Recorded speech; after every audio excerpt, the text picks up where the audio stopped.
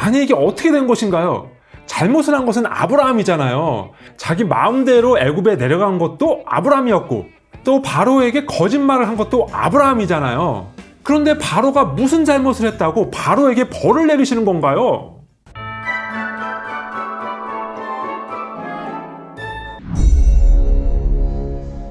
하나님께서 아브라함을 약속의 땅으로 부르십니다.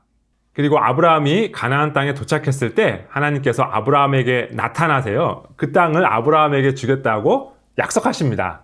그런데 그 땅에 기근이 들어요. 아브라함이 이렇게 생각한 것 같아요. 기근이 있는 땅으로 보내시다니 먹을 것이 있는 애굽으로 가야겠어. 그런데요, 생판 모르는 땅으로 가자니 두려움이 앞섭니다. 아마도 애굽의 안 좋은 평판을 들은 것 같아요. 그냥 갔다가는 애굽 사람들이 아름다운 자신의 아내의 살해를 취하기 위하여 자기를 죽일 것만 같은 걱정이 들어요. 그래서 아브라함이 계획을 세웁니다. 자신의 아내의 살해를 자신의 누이라고 말하기로 합니다. 그리고 드디어 아브라함과 사레가 애굽으로 내려갑니다. 그랬더니 정말로 애굽 왕 바로가 사레를 자신의 아내를 삼으려고 합니다. 하나님께서 하나님의 나라를 만들려고 선택하신 부부인데 이 아내를 바로에게 영영 빼앗길 위기에 처하게 된 거예요. 그래서 하나님께서 이 문제를 해결하기 위하여 개입하십니다. 여호와께서 아브라함의 아내 사레의 일로 바로와 그 집에 큰 재앙을 내리신지라. 아니 이게 어떻게 된 것인가요? 잘못을 한 것은 아브라함이잖아요. 하나님께서는 가나안 땅을 주시겠다고 했는데 자기 마음대로 애굽에 내려간 것도 아브라함이었고 또 바로에게 거짓말을 한 것도 아브라함이잖아요. 그런데 바로가 무슨 잘못을 했다고 바로에게 벌을 내리시는 건가요? 이 질문에 대해서 두 가지 방향에서 답을 찾아보겠습니다. 첫 번째 답변은 아브라함을 중심으로 한 답변입니다. 아브라함은 아직까지 하나님을 잘 모르는 상태였어요. 하나님의 부르심을 받고 약속의 땅까지 오기는 했지만 하나님이 어떤 분이신지 정확하게 알지는 못했습니다. 그러니까 아브라함의 신앙이 아직 약한 상태에서 이런 위기를 겪게 된 것이죠. 그래서 하나님께서는 아브라함을 통하여 큰 민족을 이루게 하겠다는 그 약속을 지키기 위하여 개입하시는 것입니다. 이 이야기는 창세기 12장에서 일어난 일인데요. 이제 창세기 22장에 가면 우리는 이 아브라함이 얼마나 큰 믿음의 소유자로 성장하게 되는가를 보게 될 것입니다. 그때까지는, 그러니까 아브라함의 믿음이 그렇게 성장할 때까지는 이렇게 기적적으로 개입해 주시며 언약의 성취를 위하여 일하시는 하나님의 열심을 우리는 보게 될 것입니다. 두 번째, 바로의 입장에서 한번 생각해 보겠습니다.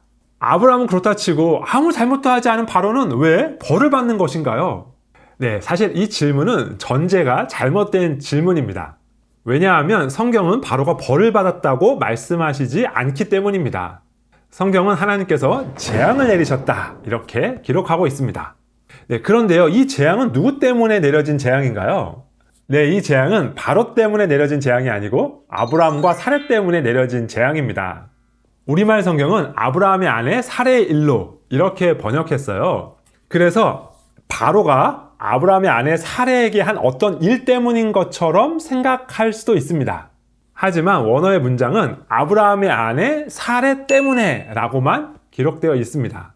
그러니까 이 재앙은 바로가 한 일 때문에 하나님께서 벌을 주신 재앙이 아니라 아브라함의 아내 사레 때문에, 그러니까 사레를 지켜주시기 위하여 하나님께서 내리신 재앙이라고 해석할 수 있는 것입니다. 결과적으로 아브라함은 사레를 지킬 수 있었고 또 다시 약속의 땅으로 돌아갈 수 있게 되었죠.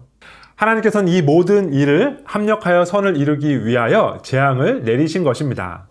네, 그렇지만 여전히 불만이신 분들도 계실 거예요. 왜냐하면 어찌되었든 바로가 피해를 입은 것은 변함이 없으니까요. 사례를 지키기 위하여 왜 바로에게 피해를 입히는 것인가요? 네, 이 부분은 명확하게 이해하기는 어렵습니다. 성경이 자세하게 설명해주고 있지 않기 때문이에요. 하지만 바로 이 사실을 기억할 필요가 있습니다. 성경은 우리에게 꼭 필요한 내용만 전해주기 위하여 매우 요약된 책이라는 사실 말이죠. 만약 하나님께서 다른 방법을 쓰셨다면 바로가 어떻게 반응했을지 우리는 알 수가 없습니다. 바로는 당대 세계 최강국의 왕이었어요. 게다가 섬기는 신도 셀 수 없이 많았죠. 누군가가 좋게 이야기했을 때 쉽게 설득되었으리라고 생각하는 것은 어려운 일입니다. 그러니 성경이 그 모든 과정을 다 세세하게 설명하지는 않지만 우리로서는 이 방법이 하나님께서 선택하신 최선의 방법이었다고 믿을 만한 충분한 이유가 있는 것입니다.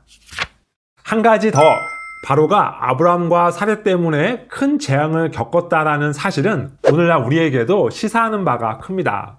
하나님께서는 아브라함을 그리고 하나님의 백성을 온 열방에 복을 전하는 복의 통로로 삼으셨어요. 그런데 그렇게 온 열방에 복을 전하는 일은 하나님의 백성이 하나님의 백성답게 살 때에만 가능한 일입니다.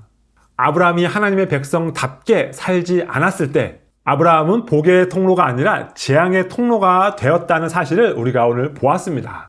안타깝게도 오늘날 교회가 그런 모습이 있는 것은 아닌지 돌아보아야 하겠습니다.